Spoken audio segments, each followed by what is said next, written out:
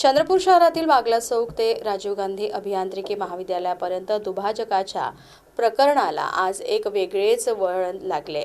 या वादग्रस्त दुभाजकाच्या विरोधात माजी नगरसेवक पप्पू देशमुख यांच्या नेतृत्वात आज बुधवारी आंदोलन करण्यात आले। आंदोलकांनी बांधकाम साहित्याची तोडफोड केली, काम बंद पाडले।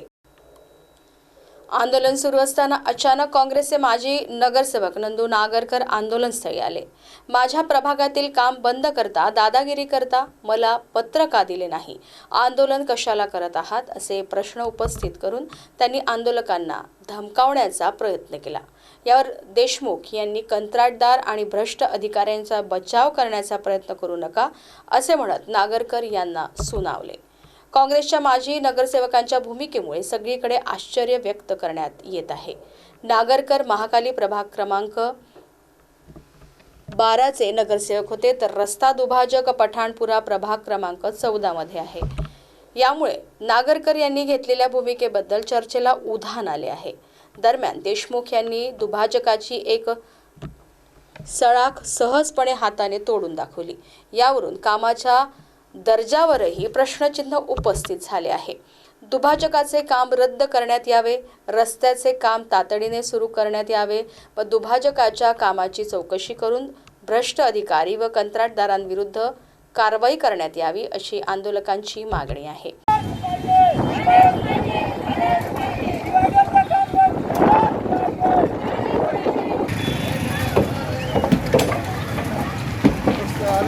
हे भाऊ तांबडे बाबा, इकडे मोबाईल आहे।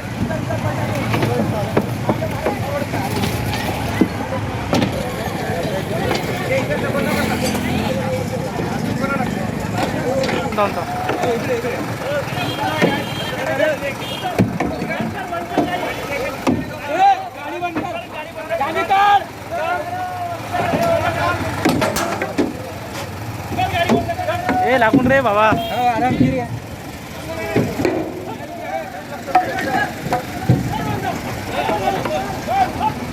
कुठे ठाकूर म्हणतो पत्र दिलं ना, तुम्हाला जाऊन देऊ बाबा। माझ्या वार्डात आयुक्त आहे का तू? माझ्या वार्डात मग दाखल ठाकूर माझ्या वार्डात या ना तुम्ही। तुझ्या वार्डात? अरे माझ्या वार्डात आहे, तुमचाच वार्ड आहे। असं पद्धतीने करता अधिकारा काय कारवाई करा। अधिकाऱ्याला वाचवता,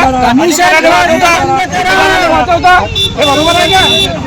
अरे हे आता आम्ही काँग्रेसच्या विरोधात भूमिका घेऊ। तुम्ही ठेकेदार आहे का? अरे तुमच्या प्रभागात रस्ता बनवा ना, 3.5 कोटीचा आम्ही करतो ना, 7 वर्ष मंजूर तुमचा केला, रस्ता मंजूर केला, झाला ना मंजूर काढला पत्र।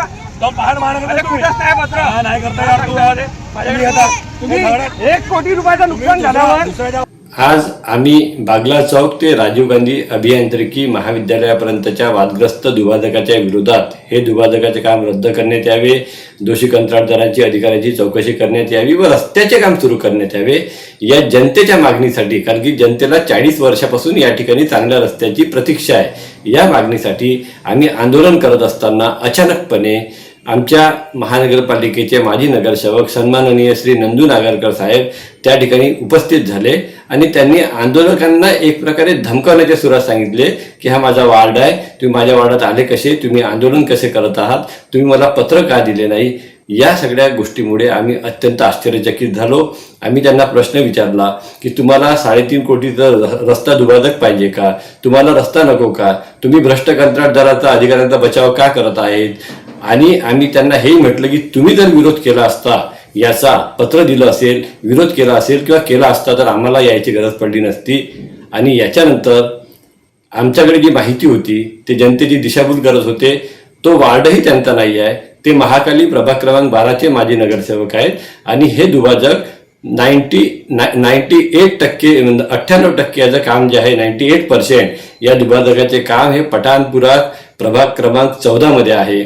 अशावेळी नागरकर यांनी हे सगळं करण्याच्या मागचा हेतू काय, ते भ्रष्ट अधिकाऱ्याचे किंवा भ्रष्ट कंत्राटदाराचे एजंट असल्यासारखे त्या ठिकाणी का उपस्थित झाले, हा प्रश्न निर्माण होतो।